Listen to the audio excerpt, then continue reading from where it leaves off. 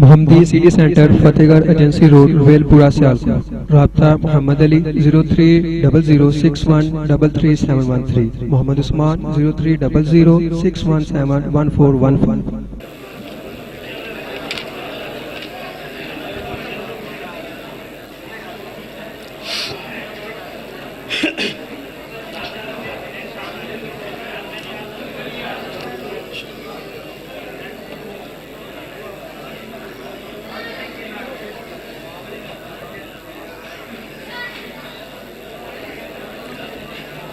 جی آغاز کریں۔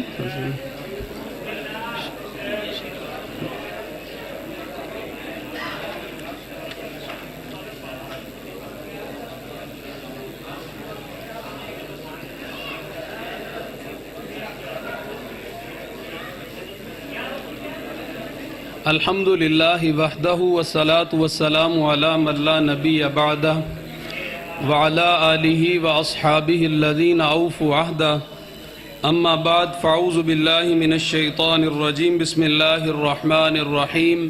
محمد الرسول اللہ والذین معہ اشداء علی الکفار رحماء بینہم، وقال جل وعلا فی مقام آخر فی سورة الاحزاب، ما کان محمد ابا احد من رجالکم ولکن رسول اللہ وخاتم النبیین وکان اللہ بکل شیء علیما۔ وقال تبارک و تعالی فی مقام آخر، الیوم اکملت لکم دینکم واتممت علیکم نعمتی ورضیت لکم الاسلام دینا۔ صدق اللہ العظیم۔ رب اشرح لی صدری ویسر لی امری واحلل عقدۃ من لسانی یفقہوا قولی۔ اللہم الہمنا رشدنا وعذنا من شرور انفسنا، آمین یا رب العالمین۔ سامعین، آپ نے قرآن حکیم کے 3 مقامات سے آیات مبارکہ کی تلاوت سنی ہے۔ ہم بالترتیب ان آیات مبارکہ ہی پر بات کریں گے۔ سب سے پہلی آیہ مبارکہ سورۃ الفتح کی آیت نمبر 29 یا آخری آیت ہے، اس کا ابتدائی حصہ آپ نے سنا ہے۔ محمد صلی اللہ علیہ وسلم اللہ کے رسول ہیں۔ آپ صلی اللہ علیہ وسلم کی اصل عظمت آپ کی اس صفت میں ہے کہ آپ اللہ کے رسول ہیں، اس صفت میں آپ باقی تمام سے ممتاز ہیں۔ رسالت آپ کی اصل عظمت ہے، یا اس اصطلاح میں آپ کی اصل عظمت ہے۔ اور جو آپ کے ساتھی ہیں وہ اشداء علی الکفار، نظری طور پر، عملی طور پر، میدان میں ہر اعتبار سے کفار کے مقابلے پر بڑے شدید ہیں، اشد ہیں، بہت سخت ہیں، اور رحماء بینہم، آپس میں بہت نرم دل ہیں، آپس میں بہت زیادہ ایک دوسرے کی ہمدردی، غم گساری، دل سوزی کرنے والے ہیں۔ اللہ تعالی ہمیں ان صفات سے متصف فرما دے کہ یہ بات ہماری ہے۔ اقبال کے ایک شعر سے اس ساری بات کو بتانے کی کوشش کروں گا۔ وہ فارسی میں کہتے ہیں، بمصطفیٰ برساں خیش را کے دی ہماؤست، گربہو نہ رسیدی تمام بولہ بیست۔ ہماؤست کہتے ہیں پینتھیزم کو، یہ مشرکانہ تصور ہے that everything is God، ہر شے خدا ہے۔ تو وہ اس بات کو اس انداز سے کہتے ہیں، بمصطفیٰ برساں خیش را کے دی ہماؤست، یعنی دین اسلام عملی اعتبار سے محمد الرسول اللہ صلی اللہ علیہ وسلم کا نام ہے۔ یعنی دین کے کسی بھی گوشے میں آپ رہنمائی چاہیں گے تو آخر آپ نے کس کی طرف پلٹنا ہے؟ محمد الرسول اللہ صلی اللہ علیہ وسلم کی جانب۔ تو عملی اعتبار سے دین کس کا نام ہے؟ محمد الرسول اللہ صلی اللہ علیہ وسلم کا۔ اور اگر یہ مرکز نہیں ہے تو یہی بولہبی ہے۔ واضح رہنا چاہیے نا کہ نبی اکرم صلی اللہ علیہ وسلم نے جب دعوت کا آغاز کیا ہجرت کے مرحلے پر، مدینہ میں آپ کے سامنے 3 قبائل تھے یہودی، بنو قینقاع، بنو نذیر اور بنو قریظہ تھے۔ بالترتیب اپنی شرارتوں، بدعہدیوں کے نتیجے میں وہ خارج کر دیے گئے، ایگزائل سے دوچار ہوئے، جلاوطنی ہوئی۔ اور آپ کو تاریخ میں، سیرت میں دلچسپی لینی چاہیے، جیسے کہ متوجہ کیا جا رہا تھا نا کہ رسول اللہ صلی اللہ علیہ وسلم کو پھر جانیں، ٹھیک ہے، اور ان کی معرفت سے ان کی محبت پیدا ہوگی۔ تو جب وہاں سے ہجرت ہوئی ہے تو اس کے نتیجے میں یہود قبائل آخر کہاں گئے؟ خلا میں چلے گئے۔ کہاں گئے؟ وہ مدینے کے شمال میں گئے تھے، اور مدینے کے شمال ہی سے بالآخر مسیلمہ کذاب جو ہے وہ انہوں نے رسول اللہ صلی اللہ علیہ وسلم کی نبوت کو، رسالت کو مشکوک بنانے کے لیے، بحث و نزاع کا مسئلہ بنانے کے لیے اس کو کھڑا کیا، وہ سب کچھ کیا۔ تو یہودی نبی اکرم صلی اللہ علیہ وسلم کی رسالت کے اول روز سے دشمن ہیں اور آخر تک رہیں گے، یہاں تک کہ دجال مقام لد پر قتل کر دیا جائے۔ ٹھیک ہے، اچھا یہاں پر رک کر یہ بات سمجھ لیجئے کہ ختم نبوت کے حوالے سے قرآن حکیم 100 سے زائد آیات مبارکہ، احادیث مبارکہ 200 سے زائد ہیں، صحابہ کرام کا اجماع اور پوری امت کے علماء کا اجماع اس مسئلے پر، علماء عصر اس بات پر متفق ہیں۔ اصل میں ہمیں جاننا چاہیے نا کہ دشمن اعتراض کیسے کرتا ہے، آخر ذہن سازی کیسے کرتا ہے نوجوان کی، کہ لمز کے لوگ جو ہیں وہ ربوہ پہنچ جاتے ہیں۔ ہوتا کیا ہے؟ اس کی وجہ یہی ہے نا کہ وہ یہ کہتے ہیں کہ یعنی مسیلمہ کذاب جو تھا وہ، ہمیں یہ جاننا چاہیے کہ وہ رسول اللہ صلی اللہ علیہ وسلم کی رسالت کا منکر نہیں تھا۔ مورخ طبری جو ہے انہوں نے یہ لکھا ہے نا کہ اس کے الفاظ ہیں باقاعدہ، وہ جو خط جس کا ذکر ہوا ہے اسی میں لکھے ہوئے ہیں کہ مم مسیلمۃ رسول اللہ، اس نے آگے لکھا ہے، بہرحال وہ ہم نہیں مانتے، اس کو غلط ہے، حرام ہے، کفر ہے، الی محمد رسول اللہ سلام علیک فإنی اشرکت فی الامر معک، اشرکت فی الامر معک، کہ مجھے آپ کی نبوت میں شریک کیا گیا ہے۔ قادیانی جو دھوکہ دیتے ہیں وہ یہی ہے کہ ہم یہ نہیں کہتے ختم نبوت کے ضمن میں کہ وہ سب کچھ منسوخ اور اب مرزا صاحب جو ہے وہ سب کچھ سمجھائیں گے، ٹھیک ہے، یہ دھوکہ ہے سب سے پہلا۔ وہ یہ کہتے ہیں کہ وہ جو سب کچھ محمد الرسول اللہ صلی اللہ علیہ وسلم لائے، ہم اس کو من و عن تسلیم کرتے ہیں، مانتے ہیں، ٹھیک ہے، اب اس کو ریوائیو کریں گے، اس کی تجدید کریں گے، اب ہمارے یہ جو علیہ ما علیہ ہے، مرزا صاحب اس کی تجدید کریں گے۔ اب سوال یہ ہے کہ ہم لوگ عام طور پر ہمارے ذہنوں میں یہ بات ہے کہ مسیلمہ کذاب نے رسول اللہ صلی اللہ علیہ وسلم کی رسالت کا انکار کیا تھا، ایسی بات نہیں ہے۔ تو پہلی شے جو کامن ہے، مشترک ہے ان کے اور ان کے درمیان، وہ کیا ہے کہ وہ بھی رسول اللہ صلی اللہ علیہ وسلم کی رسالت میں شرکت چاہتے تھے، حصے داری چاہ رہے تھے، ٹھیک ہے۔ آپ نے فرمایا تھا نا، یہ وہ کھجور کی خشک لکڑی پکڑ کر غالباً ابو موسیٰ اشعری رضی اللہ عنہ، یہ بھی نہیں ملے گا، ٹھیک ہے، تم جو ہے باقی کہاں کی بات کرتے ہو۔ تو بالکل یہی مقام ان لوگوں کا بھی ہے، یعنی دو ایسے ظالم کذاب دجال امت کو شدید ترین نقصان پہنچایا انہوں نے، ایک ابتدا میں مسیلمہ کذاب اور دوسرا یہ آخر میں ثلاثون دجالون کے بالکل قریب، پیچھے دجال ہی رہ گیا غالباً، واللہ عالم، ٹھیک ہے۔ شدید ترین نقصان پہنچایا انہوں نے امت کو، دونوں نے۔ پھر اسی طرح سے یہ بات بھی یعنی نوٹ کر لینی چاہیے، جو مغالطہ پیدا کیا جاتا ہے کہ مسیح موعود سے مراد یہی شخص ہے غلام احمد قادیانی ملعون جو آ چکا، عیسیٰ علیہ السلام نے نہیں آنا، اور طنزاً کہا جاتا ہے اب 2000 سال سے اللہ تعالیٰ ان کی روٹی کا اہتمام کر رہا ہے آسمان پر، اور ہنستے ہیں پھر آگے سے، اور طنزاً اپنی یعنی یہاں پر آ کر بالکل جو ہے وہ عقل پرست ہو جاتے ہیں، ریشنلسٹ ہو جاتے ہیں۔ تو سوال یہ ہے کہ جس قرآن پر تم ایمان کا دعویٰ رکھتے ہو اس کے اندر اصحاب کہف کا بھی ذکر ہے، 309 سال سوئے یا نہیں سوئے، حضرت عزیر کا ذکر بھی ہے، تو 100 سال اللہ تعالیٰ نے ان کو سلائے رکھا۔ تو یہ اللہ تعالیٰ کی قدرت ہے، وہ اپنے بندے کو جیسا مرضی رکھے اور پھر بھیج دے۔ اچھا یہ تو ایک عقلی بات ہے، منطقی، اس کو چھوڑ دیجئے، بنیادی بات کرتے ہیں، اس کو سمجھ لیتے ہیں تاکہ اس مغالطے میں ہم نہ آئیں۔ یہ دو بنیادی مغالطے ہیں۔ مسیح موعود کا تصور ہمیں صرف اور صرف احادیث مبارکہ سے ملتا ہے اور کہیں سے نہیں ملتا۔ اور کوئی سورس ہے تو بتا دیں۔ قرآن حکیم میں کہاں لکھا ہے کہ مہدی آئیں گے؟ ہاں، قرآن حکیم میں حضرت عیسیٰ علیہ السلام کے حوالے سے وَإِنَّهُ لَعِلْمٌ لِلسَّاعَةِ، اس کی پھر تفسیر کی گئی ہے، یا پھر سورہ مائدہ کے یہ الفاظ ہیں وَإِن مِّنْ أَهْلِ الْكِتَابِ إِلَّا لَيُؤْمِنَنَّ بِهِ قَبْلَ مَوْتِهِ وَيَوْمَ الْقِيَامَةِ يَكُونُ عَلَيْهِمْ شَهِيدًا، لیکن اپنے واضح ترین الفاظ میں، قطعی انداز میں، نام کے ساتھ اگر کہیں ذکر ہے تو وہ احادیث مبارکہ میں ہے۔ تو احادیث مبارکہ ہی واحد ذریعہ، واحد سورس ہے اس موضوع کو سمجھنے کا کہ دوبارہ عیسیٰ علیہ السلام نے تشریف لانا ہے یا مسیح موعود وہ ہیں حضرت عیسیٰ علیہ السلام ہیں۔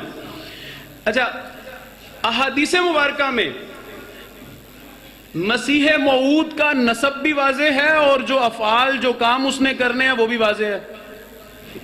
تو سوال یہ ہے کہ مرزا صاحب کا نسب نامہ کیا ہے اور وہ کیا کر کے اس دنیا سے گئے ہیں؟ ایک ہی سورس ہے نا، اس کو تم استعمال کرتے ہو اور ہم وہیں سے جواب دیتے ہیں۔ تو معقول بات یہ ہے، درست بات یہ ہے کہ جس ماخذ کو بطور دلیل کے تم استعمال کرتے ہو اس کو پورا پڑھو تو صحیح پہلے نا، اپنے علم کو تو مکمل کرو بات کرنے کے لیے۔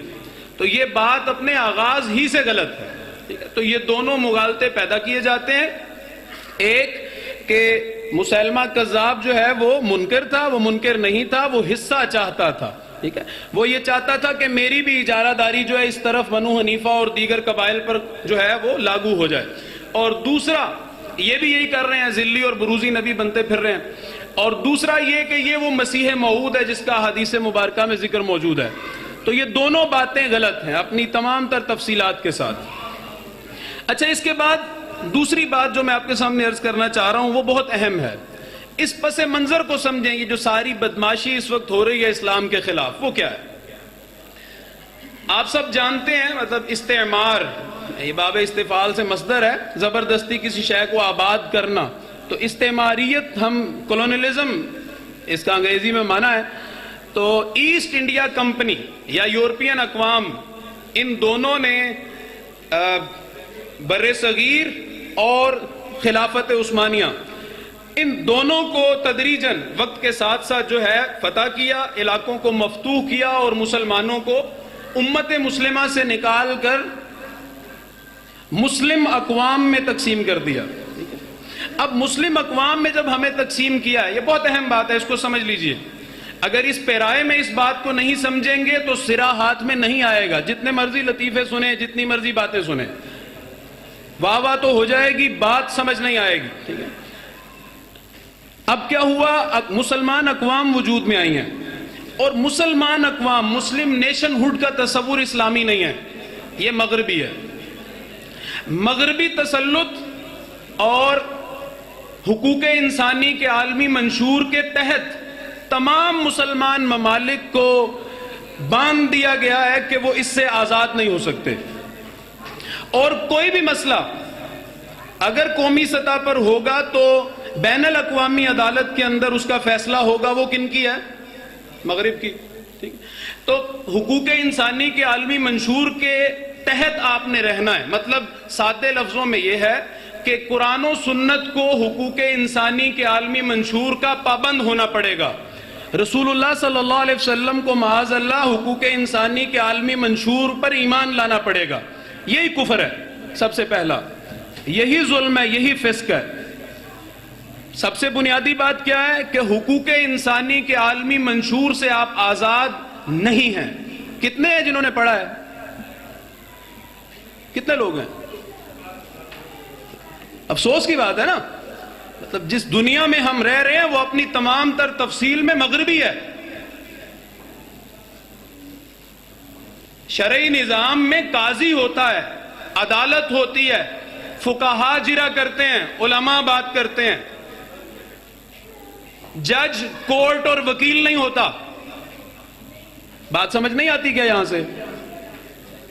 تو مغربی نظام کے اندر مطلب یہ سارا جو ہمارا پوری دنیا کے اندر، ہم بڑے خوش ہیں، ابھی حوالے آ رہے تھے، ہم بھی خوش ہو جاتے تھے ماضی میں جب یہ جملے پڑھتے تھے۔ مغربی نظام کے تحت حقوق انسانی کے عالمی منشور کو ختمی حیثیت حاصل ہے، اور کوئی بھی ملک پر نہیں مار سکتا، اس سے اوپر اٹھ نہیں سکتا۔ یہ بنیادی ترین نقطہ ہے، یہ سمجھ لیجئے۔ اچھا، اس کے بعد ہوا کیا ہے؟ ہمارے ساتھ ہاتھ ہو گیا ہے، مطلب یہاں پر جو بھی مسئلہ بنا اللہ تعالیٰ کے حکم سے شروع ہوا اور ہم نے سمجھا شاید وہ مکمل ہو گیا ہے، حالانکہ وہ مکمل نہیں ہوا، وہ پہلے سے زیادہ گھمبیر ہو گیا ہے۔ قادیانیوں کا مسئلہ اسلام کی اصطلاح میں علماء کرام موجود ہیں، مجھے یہ بتائیں کیا کافر تمام ایک قسم کے ہی ہوتے ہیں؟ ابھی بات ہو رہی تھی نا، زندیق اور عام کافر میں فرق ہے، مختلف اقسام ہیں کفار کی۔ تو یہ جو نبوت کا دعویٰ کرنے والے اور اس پر ایمان لانے والے ہیں، یہ کس کیٹیگری میں آتے ہیں؟ فقہ کی روح سے، قانون کی روح سے، اسلامی قانون اور کوڈ کی روح سے، یہ تو مرتد ہیں۔ اور مرتد کی سزا کیا ہے؟ واجب القتل ہے۔ نان مسلم تو اصطلاح نہیں ہے، کافر تو اصطلاح نہیں ہے، کہاں سے آ گئی ہے یہ؟ اس کا مطلب یہ ہے کہ ہم نے اپنے ماضی کے علمی ورثے کا سودا کر دیا۔ اس بات کو سمجھیں، ہم نے اپنی ماضی کی دین کی جو تعبیر ہے اس سے ہاتھ اٹھا لیے ہیں۔ عقیدہ تحاویہ سبھی پڑھتے ہیں نا، عقائد نصفیہ شرع عقائد سب پڑھتے ہیں، عقیدہ واسطیہ بھی پڑھتے ہیں۔ سوال یہ ہے کہ اس کے اندر کیا لکھا ہوا ہے کہ قرآن و سنت اپنے متن اور معنی دونوں کے اعتبار سے محفوظ ہے۔ معنی و مفہوم کیا ہے؟ وہ دین کی تعبیر اور تشریح ہے، اس کی تفصیل ہے۔ خاتم النبیین کی تفصیل کیا ہے؟ پوری امت کس بات پر متفق ہے؟ جو اس مہر کو توڑے گا وہ مرتد ہوگا یا وہ صرف کافر ہوگا اور اس کا ایک علیحدہ فرقہ بنا دیا جائے گا۔ یاد رکھیے گا۔ اچھا، یہ جو آپ کے سامنے آ رہا ہے نا، یہ سارا کچھ مغرب کو اگرچہ یہ یاد رکھیے گا یہ بھی قبول نہیں ہے، ان کو نان مسلم کہنا بھی قبول نہیں ہے۔ میں بس بات کو ختم کر رہا ہوں کہ ایک دیکھنے کا انداز یہ ہے کہ خالص اسلامی علمیت کی روح سے ہم اس مسئلے کو دیکھیں تو ہم نے جدیدیت کو اختیار کر لیا ہے، ہم نے درمیانی راہ اختیار کی ہے، جو ہو سکے چلو وہ تو ہو جائے نا، یہ کیا ہے ہم نے۔ اپنی دین کی جو تعبیر اور تشریح ہے اس کا پوری طرح اطلاق نہیں کیا ہم نے۔ یہی وجہ ہے کہ یہ ناسور جو آج پھیل پھول رہا ہے اور دن دگنی رات چگنی ترقی کر رہا ہے۔ ہاں، مطلب ایک دوسرا پہلو ہے، عام طور عمومی فائدے کے اعتبار سے کہ چلیں یہ ہوا، کم از کم کچھ نہ کچھ جو ہے وہ کچھ تو بات ہو گئی نا، پاکستان واحد ملک ہے جہاں پہ یہ کہہ دیا گیا۔ لیکن دوسرا پہلو ہے، مغربی فکر کے اعتبار سے اس کو دیکھیں تو یہ مطلب ہمارا آئین، اب دیکھیں نا، ایک طرف آرٹیکل 2 ہے، اسلام shall be the state religion of Pakistan, اسلام جو ہے وہ ریاست پاکستان کا مذہب ہوگا۔ مطلب ایک طرف یہ ہے اور دوسری طرف آپ مرتد نہیں کہہ سکتے ایک شخص کو، اجازت نہیں ہے آپ کو، اس لیے کہ حقوق انسانی کا عالمی منشور اس کی اجازت نہیں دیتا، اس کی اور کوئی وجہ نہیں ہے، صرف یہ ہے۔ اس بات کو سمجھ لیجئے۔ تو ہمارا اصل مسئلہ کیا ہے کہ ہم اس وقت جدید ریاست میں رہ رہے ہیں اور مغربی فکر کیا ہے؟ ڈاکٹر صاحب علیہ الرحمہ سمجھایا کرتے تھے، اس وقت کی پوری عالمی فکر وہ اللہ تعالیٰ کی بجائے اس کا مرکز و محور کائنات ہے، آخرت کی بجائے دنیا ہے، روح کی بجائے ظاہری وجود ہے۔ جب اللہ کا انکار ہو گیا یا اللہ دوسری ترجیح بن گئے، جب آخرت کا انکار ہو گیا یا آخرت دوسری ترجیح بن گئی، جب روح کا انکار ہو گیا یا روح ہے یا نہیں ہمیں اس سے کوئی بحث نہیں، میں بھی کی بحث میں چلی گئی، تو پھر رسول کی کیا حیثیت رہ جاتی ہے؟ آپ مجھے بتائیں تو صحیح۔ جب خدا کا انکار موجود ہے، جب آخرت کو مانتے نہیں ہیں لوگ، مغربی مفکرین جو ہے خدا کے دشمن ہیں، آخرت کے منکر ہیں، روح کے منکر ہیں، ان کی غور و فکر کے جو دائرہ ہے وہ صرف حواس خمسہ تک محدود ہے، باقی ساری باہر کی دنیا جو بیانڈ ہے وہ کہتے ہیں اس سے ہمیں کوئی سروکار نہیں، یا اس کا انکار کرتے ہیں یا پھر اس کا اقرار نہیں کرتے مثبت طور پر۔ یہ ساری بات جمع کر کے میں جس جگہ پہ لایا ہوں، اب اس کا نتیجہ کیا ہے؟ کیا نکلے گا؟ اللہ کا انکار کیا آپ نے، آخرت کا انکار کیا، تو رسول کس کے نمائندے ہوتے ہیں؟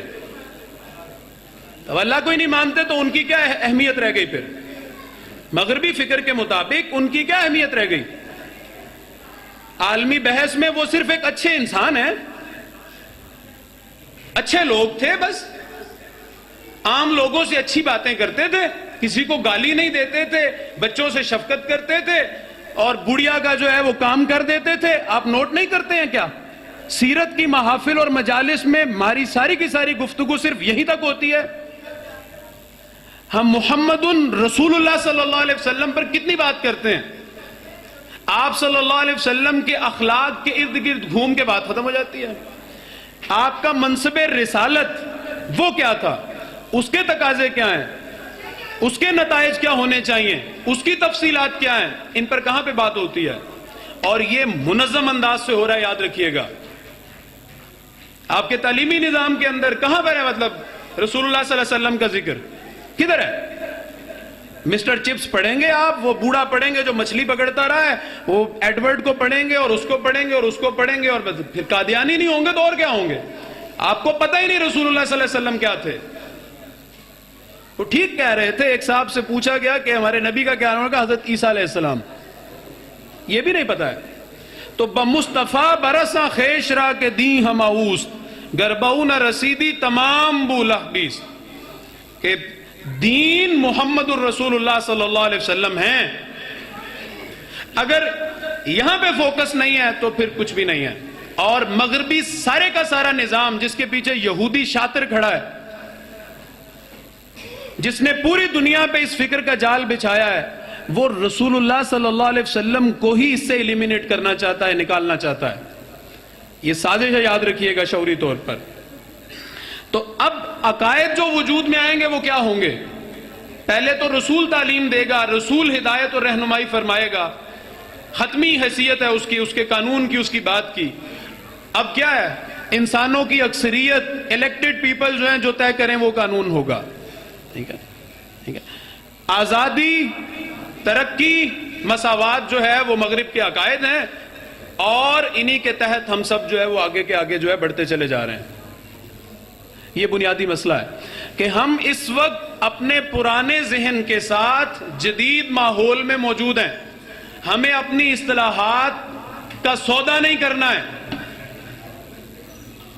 کام بنے نہ بنے ہمیں اپنی ان اصطلاحات پر، اس دینی علمیت پر قائم رہنا ہے۔ کیا ہو گیا ہمیں؟ ہم مسجد کے ایک کمرے پر کمپیوٹر لیب لکھنے میں اپنی عزت محسوس کرتے ہیں، کیا ہو گیا؟ تو اس بات کو سمجھنے کی ضرورت ہے۔ تو میں بس اس بات کو یہیں پہ ختم کروں گا کہ جب تک مطلب ہم نے مغربی فکر، اس مغربی نظام کی تفصیل، اس کے جو وار ہیں، اس کی جو ہتھ کنڈے ہیں، اس کو نہیں سمجھیں گے تو ہماری آواز تب تک نکار خانے میں طوطی کی آواز ہی رہے گی، اس کا کوئی نتیجہ نہیں نکلے گا۔ اللہ تعالیٰ تو کچھ بھی کر سکتا ہے نا، ہم نے اپنے اینڈ سے جو کرنا ہے اس کی بات کر رہا ہوں۔ تب تک نہیں ہوگا جب تک ہم مغربی فکر کو، مغربی سازش کو نہیں سمجھیں گے، اور اس کے نتیجے میں محمد الرسول اللہ صلی اللہ علیہ وسلم کے دین کی حفاظت کے لیے منظم، مستقل، اجتماعی کوشش نہیں کریں گے۔ ان لوگوں کو سلام ہے، سلوٹ ہے ان لوگوں کو، سلوٹ بھی مغربی لفظ ہے، اصطلاح ہے، ٹھیک ہے، سلام ہے ان لوگوں کو، اللہ تعالیٰ ان کے درجات بلند کرے جن جن لوگوں نے اس راہ میں اپنی جانیں، اپنے اوقات اور اپنی صلاحیتیں لگائی ہیں۔ اللہ تعالیٰ سے دعا ہے کہ اللہ تعالیٰ قیامت کے دن نبی اکرم صلی اللہ علیہ وسلم کی شفاعت کا مستحق بنا دے۔ بس اس قابل تو نہیں ہے۔ پھر آخر میں اسی شعر پر ختم کروں گا، بمصطفیٰ برساں خیش را کے دیں ہم اوست، گربہو نہ رسیدی تمام بولہ بیست۔ جزاکم اللہ خیر، احسن جزاک۔ یہ تھے جناب تنظیم اسلامی کے ذیلی امیر حافظ علی جنید صاحب۔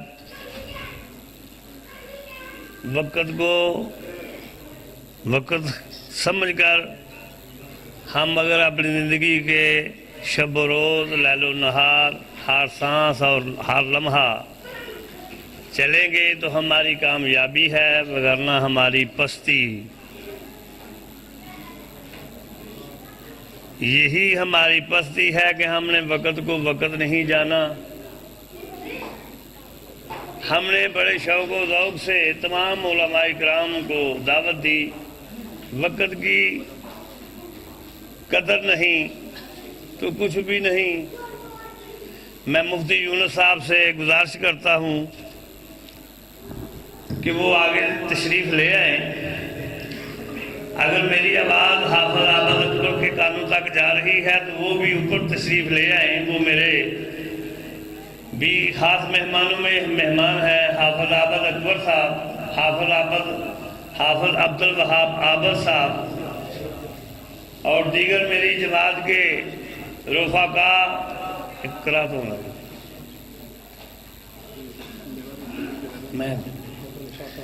میں اپنی جماعت کے تمام رفقا، حافظ عمر فروق صاحب، خواجہ طاہر عادل صاحب،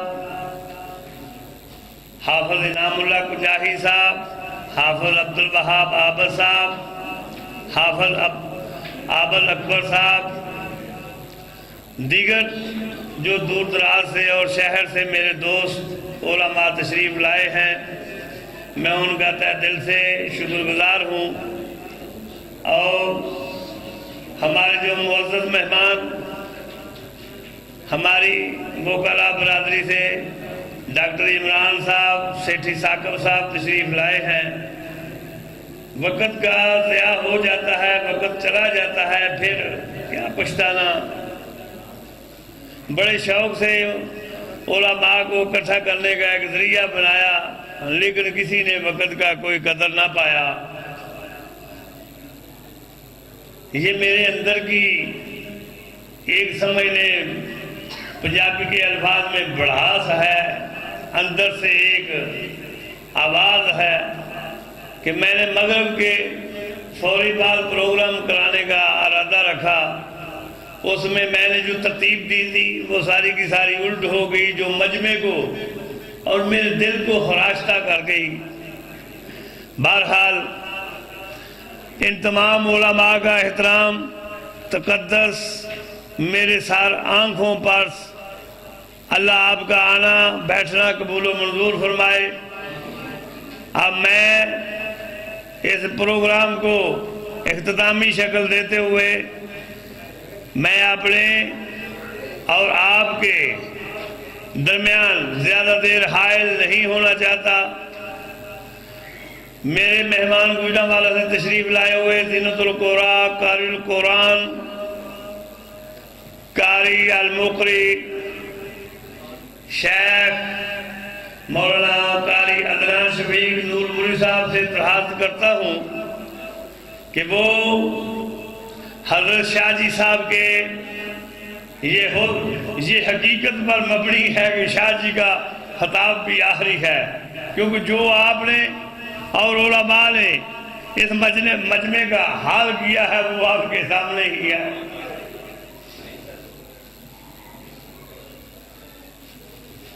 تو میں زینت القراء قاری قرآن قاری عدنان شفیق صاحب سے گزارش کرتا ہوں کہ وہ تشریف لائے ہیں. یہ میں مسکرا نہیں رہا بلکہ اندر سے رو رہا ہوں کہ آپ نے اس ختم نبوت کو کیا جانا. ختم نبوت تو ایک ہر وقت اور ہر لمحہ مکمل دعوت کا نام ہے. آپ نے اور میں نے کیا پاسداری کی ہے وعدے کی. مدنی صاحب نے جو وعدہ لیا، بہرحال آئندہ سال انشاءاللہ مزید اس پر پوری انشاءاللہ پھر تیاری کروں گا. آج سے ہی تیاری کروں گا اور نہ مجھے کثرت کا قائل ہوں، نہ میں قلت کا قائل ہوں. آئندہ سال اگر ایک ہی ہوا تو وہ مجمع کو جم کر بیٹھ کے سنے گا اور ان لوگوں کو دعوت دوں گا جو وقت کی پابندی کریں گے. یہ کیا ہے؟ بڑے شوق سے میرے طلباء نے پورا مہینہ 15 دن کے اندر اندر یہ پروگرام ترتیب دیا. شہر کے کونے کونے میں ختم نبوت کا ایک اعلان دیا. بہرحال جناب قاری عدنان شفیق صاحب، آپ سے گزارش ہے کہ اپنی پرسوز آواز میں کرسی پر بیٹھ کر کریں گے کہ نیچے कुर्सी मंगवाएं जी कारी साहब के लिए।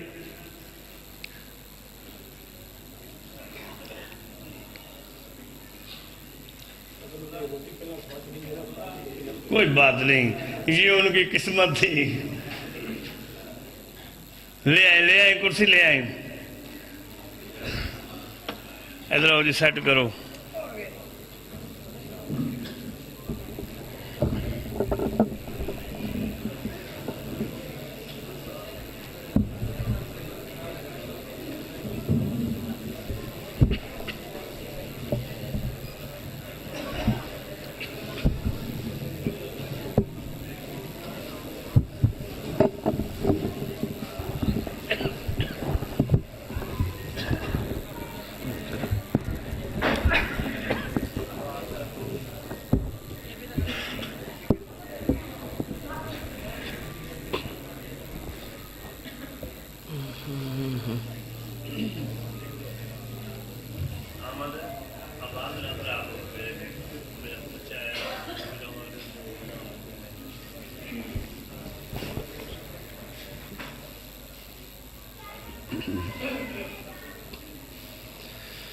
أعوذ بالله من الشيطان الرجيم.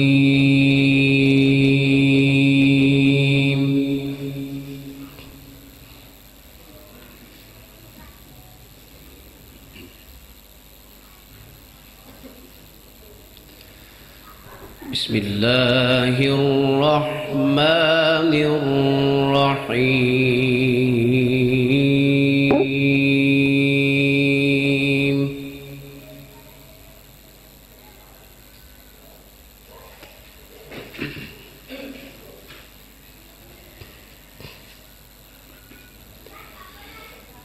وسيق الذين اتقوا ربهم إلى الجنة زمرا.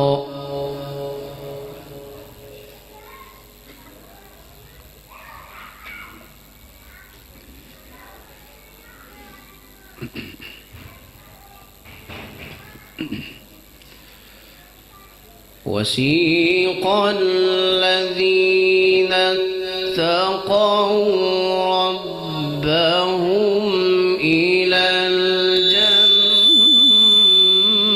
الجنة زمرا.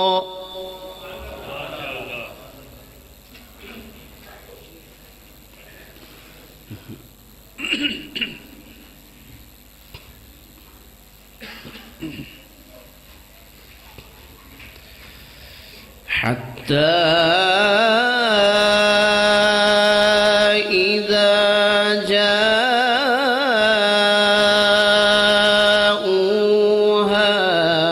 وفتحت أبوابها وقال لهم خزنتها سلام.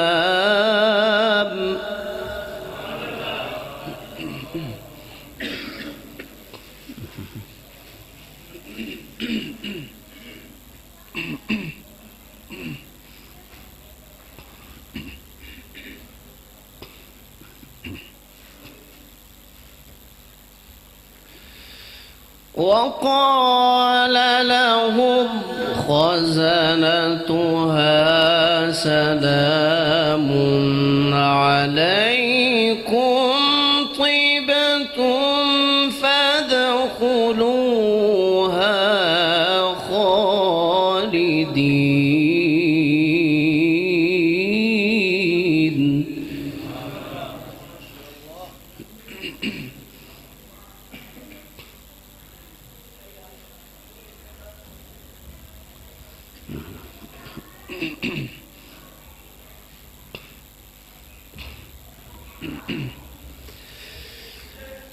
بسم الله الرحمن الرحيم. وسيق الذين اتقوا ربهم إلى الجنة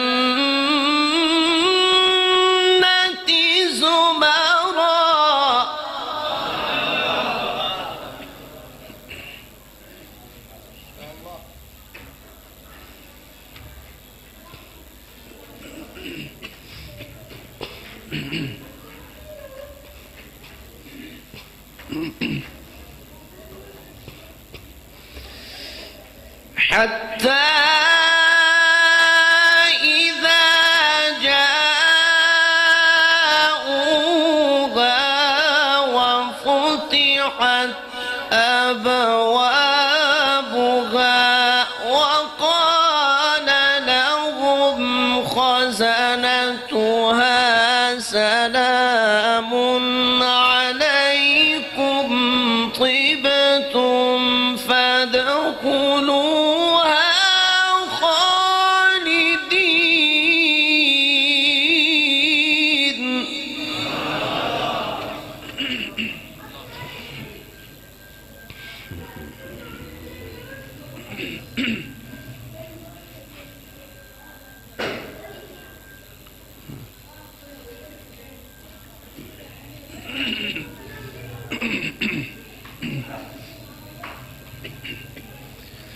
سلام عليكم طبتم فادخلوها خالدين.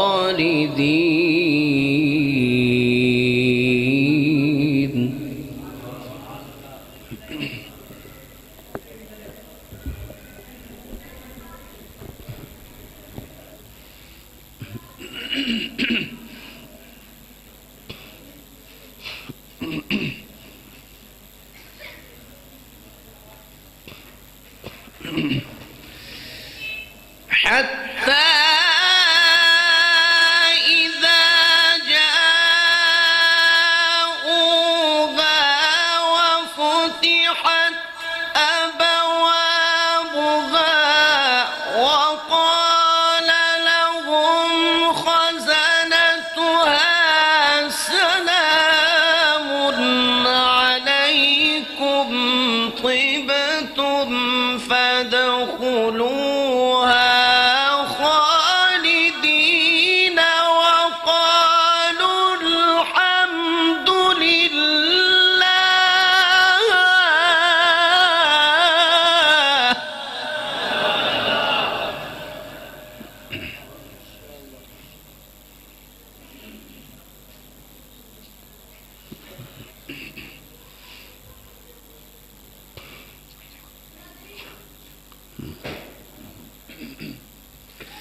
وقالوا الحمد لله الذي صدقنا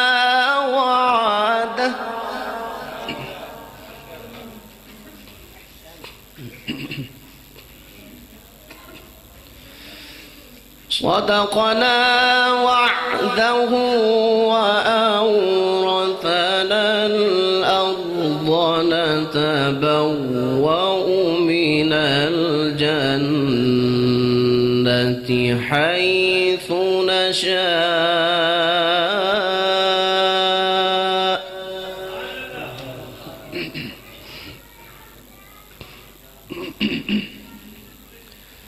فنعم أجر العاملين.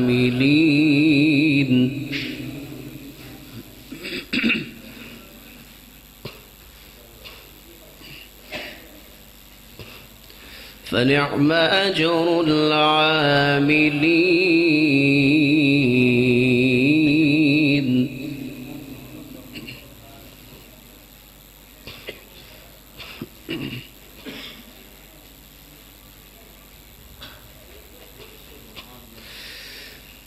وترى الملائكة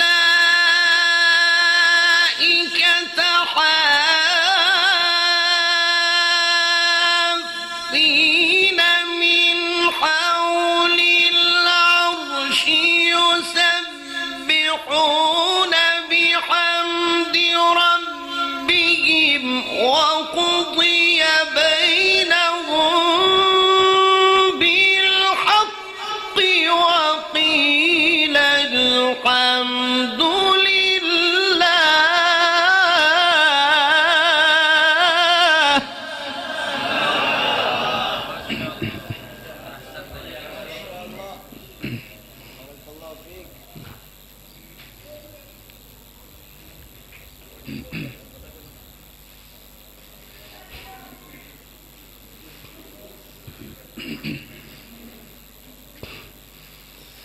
وترى الملائكة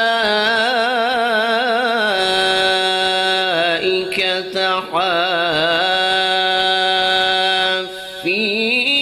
من حول العرش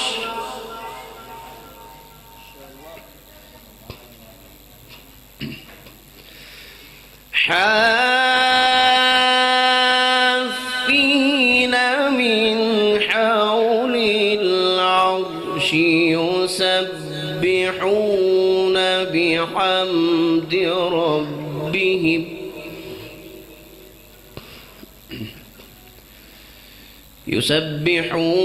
بحمد ربهم وقضي بينهم بالحق وقيل الحمد لله.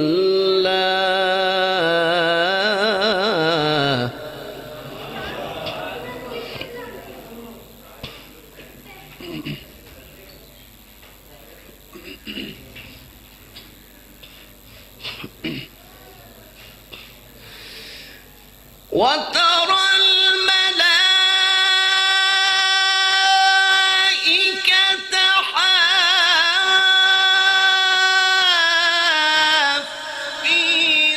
من حول العرش يسبحون بحمد ربهم وقضي بينهم بالحق وقيل الحمد لله رب العالمين.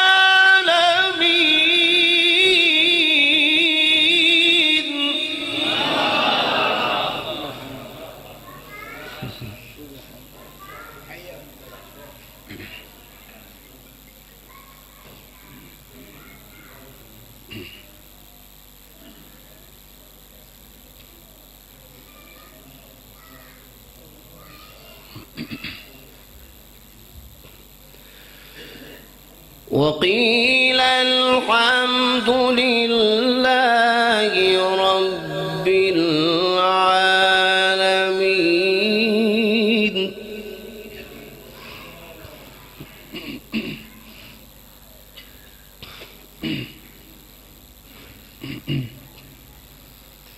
وقيل الحمد لله رب العالمين.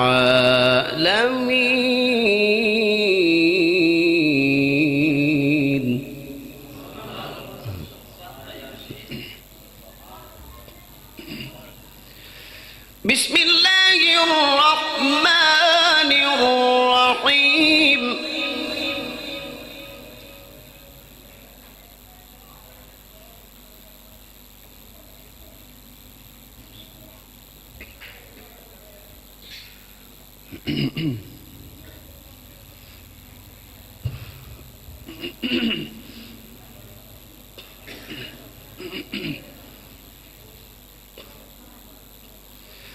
بسم الله الرحمن الرحيم.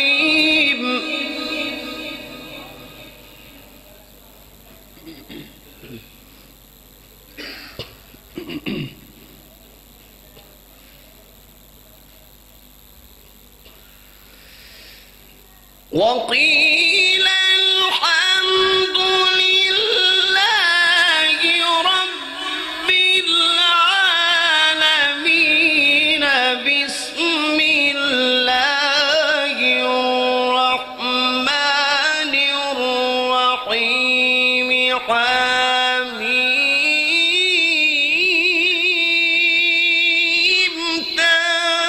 تنزيل الكتاب من الله العزيز العليم.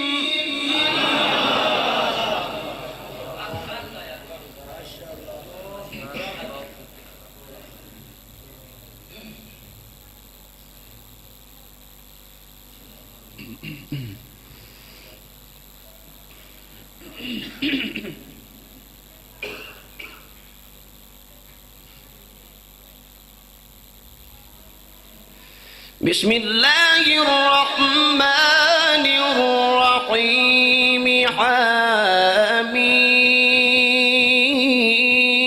حميم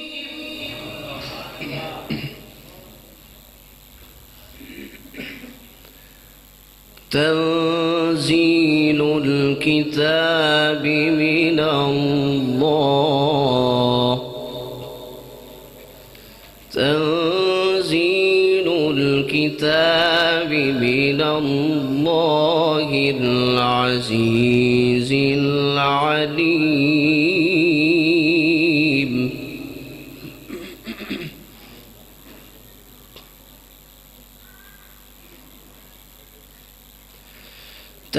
تنزيل الكتاب من الله العزيز العليم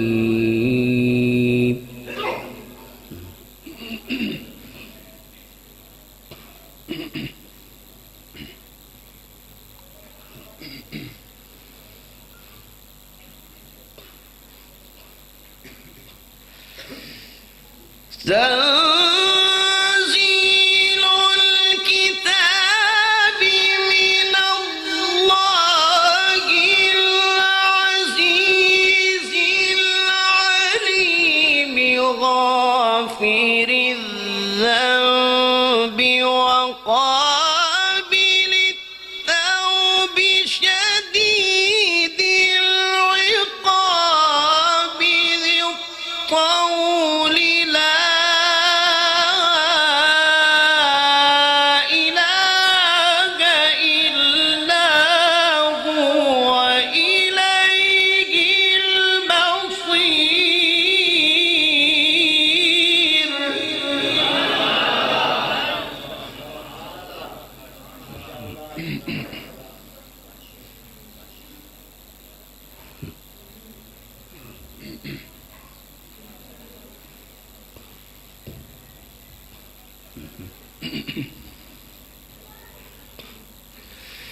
غافر الذنب وقابل التوب شديد العقاب ذي الطول لا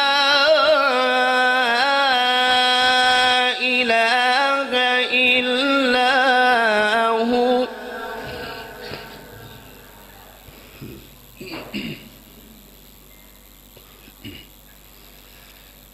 لا إله إلا هو إليه المصير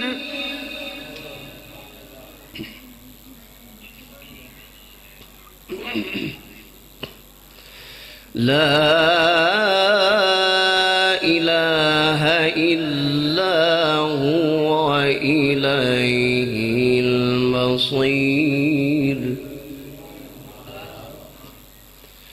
الله أكبر بسم الله الرحمن الرحيم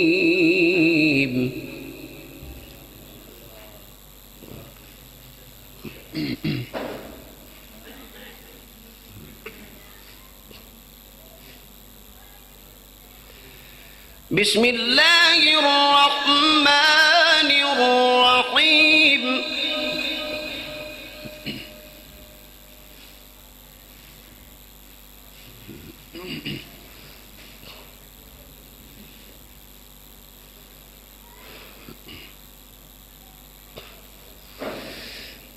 والضحى والليل إذا سجى ما ودعك ربك وما قلى وللآخرة خير لك من الأولى ولسوف يعطيك ربك فترضى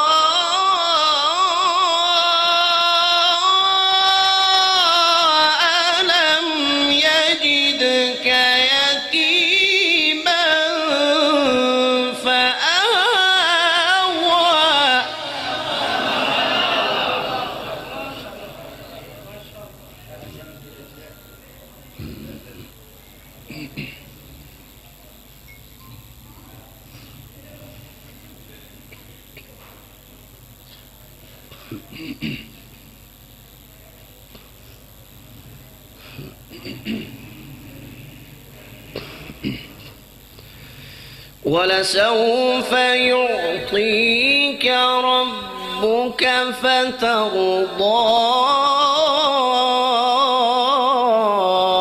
ألم يجدك يتيما فآوى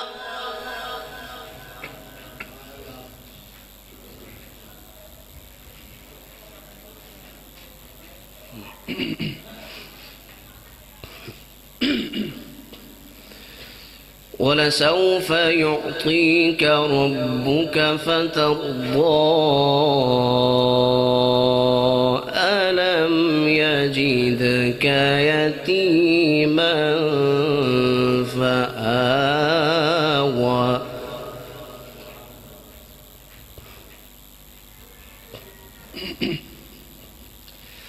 بسم الله الرحمن الرحيم والضحى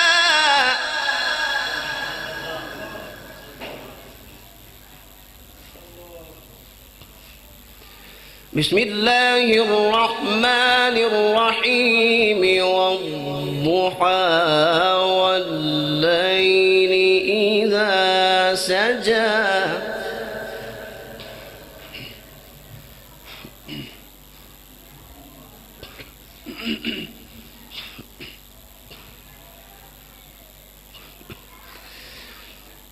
ما ودعك ربك وما قلى وللآخرة خير لك من الأولى ولسوف يعطيك ربك فترضى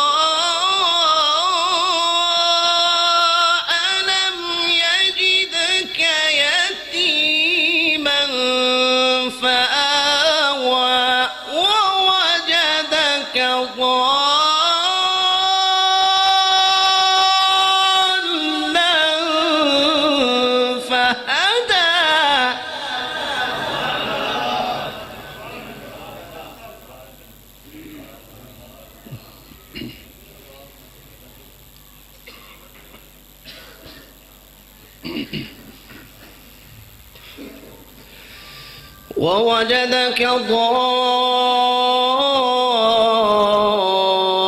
ضالا فهدى ووجدك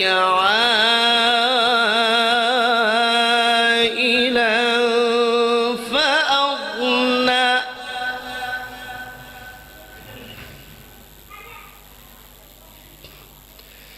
فأما اليتيم فلا تقهر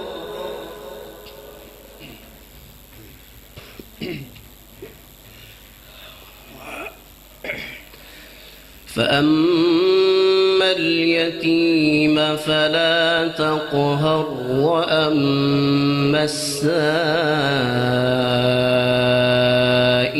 فلا تنهر وأما بنعمة ربك فحدث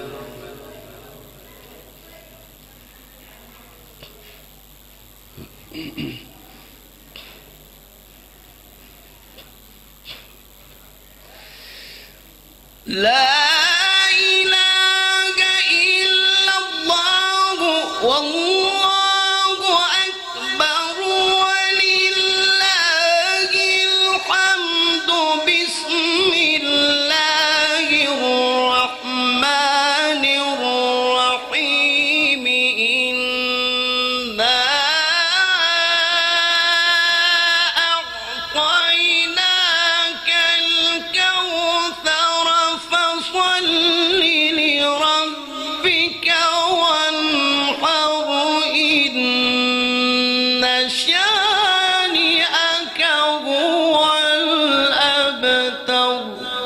صدق اللہ